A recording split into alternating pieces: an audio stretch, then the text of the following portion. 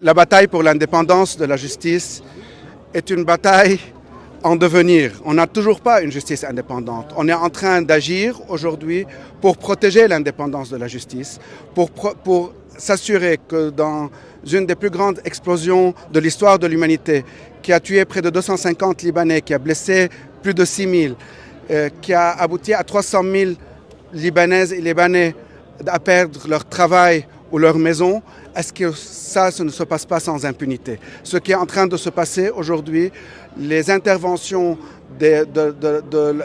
du pouvoir en place, de la sulta en place, pour empêcher qu'il y ait justice, est aujourd'hui rien de moins qu'une tentative de mettre en place un État policier pour empêcher la justice de se faire, pour essayer de protéger l'impunité et pour empêcher qu'il y ait la vérité et que les responsables de ce qui s'est passé ne soient mis derrière les verrous. Donc selon vous, c'est de la diversion pour faire sauter le juge Bittard, le déboulonner de sa position là et pour faire taire l'enquête?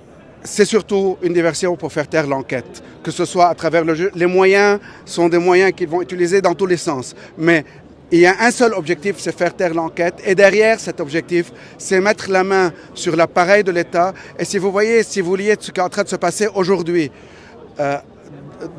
dans l'appareil de la justice, à ce qui est en train de se passer au niveau de la présidence, au niveau de l'arrestation des activistes, au niveau de la façon dont ils sont en train de traiter les députés, tout ça va dans le sens de la mise en place d'un État policier qui essaye de protéger le pouvoir en place aux dépens du sang et de la dignité de chaque Libanaise et de chaque Libanais.